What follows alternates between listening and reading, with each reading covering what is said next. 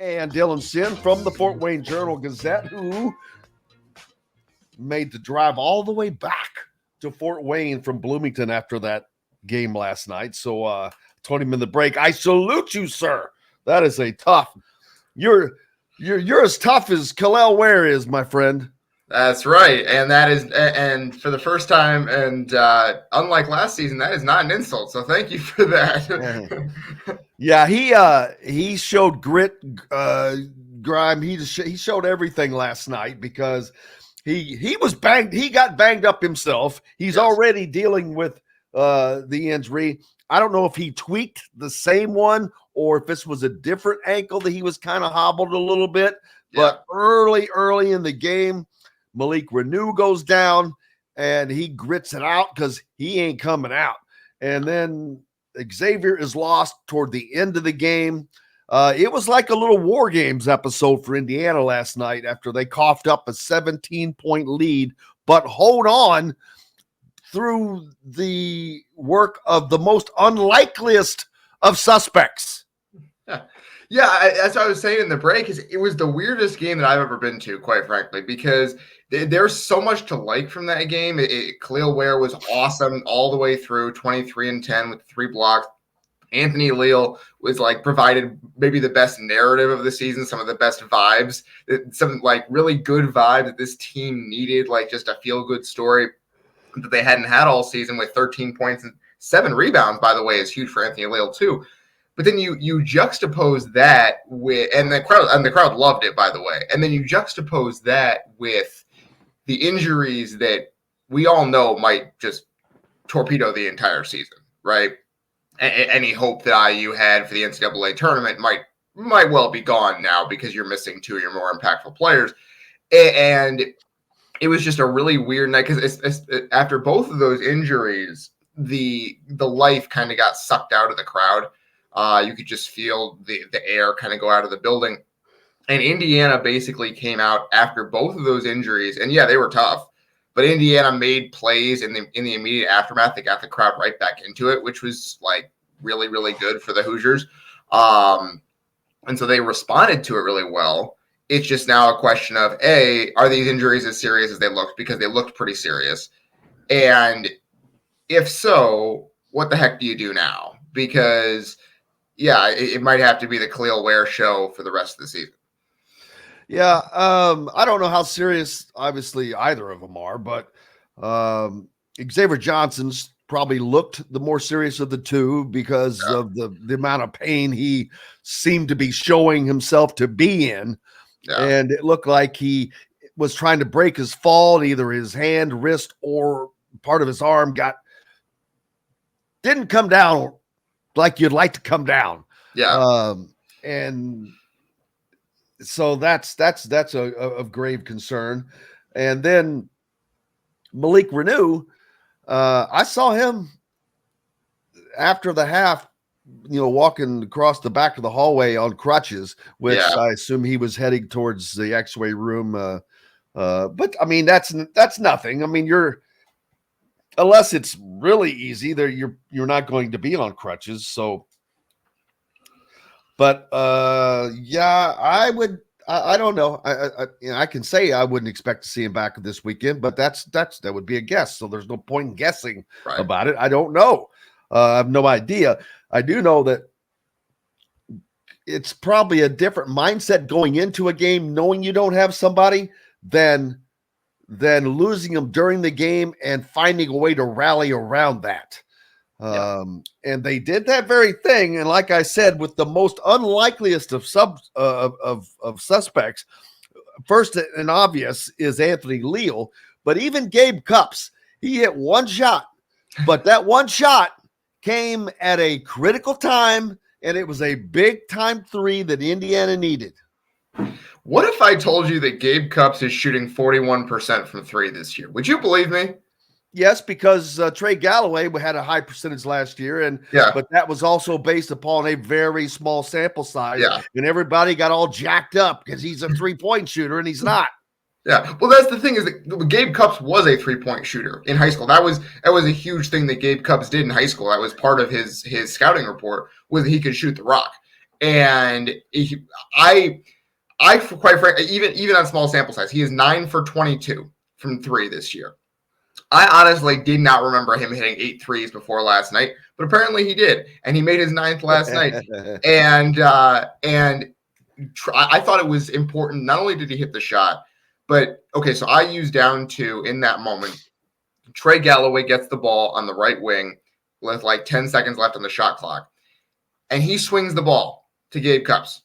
Gabe Cupps is open, but Trey Galloway chose to swing the ball to him and make that pass. And I think that shows you that Gabe Cupps' teammates trust him to make that shot. They know he can make that shot. Trey Galloway was 0 for 3 behind the line at that point as well. So. When the ball swung to him, because it kind of went around the perimeter, when the ball swung to him, he could have he could have gotten to the rim. I think there was an opportunity for him to kind of shot fake and get to the rim, and he didn't do that. He swung the ball, and I think that tells you that he trusts Cupps to make that shot because he knows it's a good shot, and Cupps stepped up and knocked it down, and I think that's huge for his confidence. And you talked about X and how his injury looked worse. I gotta tell you, I was up in section K, which if you know, Jim, is way up there in the rafters. I could hear X screaming in pain from all the way up there. Yeah, it was bad. And so if that's the last time that we see X in an Indiana uniform, which is a possibility, Gabe Cupps is going to have to run this show down the stretch. And I think he's better prepared to do that now than he was in December, would be my guess. And not only that, a game like this is probably, you hate to see it come because of this, but if it is going to happen, this is the kind of game and the kind of performance that he needs to come off of for that to be handed the keys. A game in which he didn't do a ton because he wasn't asked to do a ton, but when he needed to do something, he did. And it was, like I said, it was one shot, but it was very timely. Yes, absolutely. And right after X's injury, right after Iowa and by the way, right after Cupps had made a defensive mistake, he talked about it after the game that Mike Woodson was mad at him for letting that inbounds pass on the previous play when Sanford hits that long jumper at the end of the shot clock off the inbounds pass. And it was a great shot by Sanford, but Gabe Cupps shouldn't let that ball be caught. And Mike Woodson kind of got into him a little bit after that.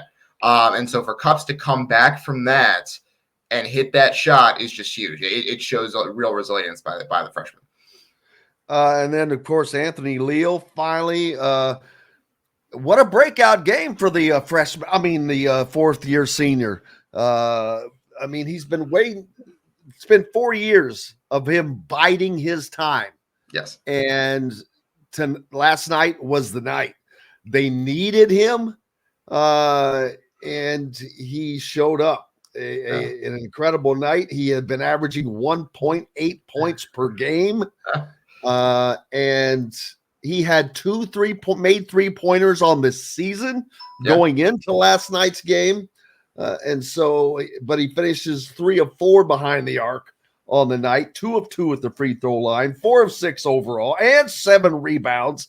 Just very active. I think I remember one of those rebounds where he really was forceful, grabbed it, and just took it away from the guy. I think the more he played and with every shot that went in, he felt more and more confident. Yeah, absolutely. I wrote about this last night. Do you remember the Wisconsin game when he was a freshman up in Madison? He almost led IU to a win in Madison. He hit 3 3-pointers in that game as a freshman, and it was like, oh, okay, this is what this is going to be like. He's going to be a shooter for this team for 4 years. And we never saw a performance like that from him again until he was a senior. And then he comes out last night and does it. I thought, obviously every single shot he made was impactful, right? Like the back-to-back threes he hit in the first half extend the lead to 15. The layup he makes in the second half where he kind of splits the defense and does a finger roll gives IU the lead. The three-pointer he makes from the corner gives IU the lead after Iowa had taken a 58-56 lead. That was huge in that moment. And then the 7 rebounds, which doubled his season total. I mean, it was the most impactful 22 minutes you could possibly get. And yeah, Mike Woodson said after the game that he defended his rear end off, and Mike Woodson used a different word because Mike Woodson is wanting to use a different word. But I thought he played pretty good defense. He wasn't perfect, but I thought he played pretty good defense. And I think that's all you need. If the guy is going to hit 3-pointers, obviously he's not going to go 3 for 4 on 3-pointers every game. But if he can play passable defense, how do you know? Yeah. Look, we'll never know until we try. So I might as well keep throwing him out there until he doesn't. But if he can hit 38% from 3 and play passable defense, that is the type of guy that IU doesn't have right now because CJ Gunn is not hitting 38% from 3 right now. So Anthony Leal, I think, had kind of passed CJ Gunn in the rotation, it seems like, and he made the case to keep it that way last night. And I think, at least for the foreseeable future, I think Mike Woodson should keep it that way. Not only that, well, first of all, that brings up the question: Has Anthony Leal been wasted, not developed in his 4 years? I mean, has because he does not have 5-star next to his name, was he kind of not focused on enough, made enough a part of the offense? Like Miller Kopp was not made a part of the offense last year. Or the last 2 years for that matter. It really makes you wonder, had there been a more concise, concerted effort made to incorporate that, because he doesn't strike me as someone who lacks confidence. No, I do think that last year they had the type, like that's the thing is he was blocked by Miller Kopp last year is what it was, right? Like he just wasn't going to get. Yeah, but he's blocked by somebody who wouldn't get used either.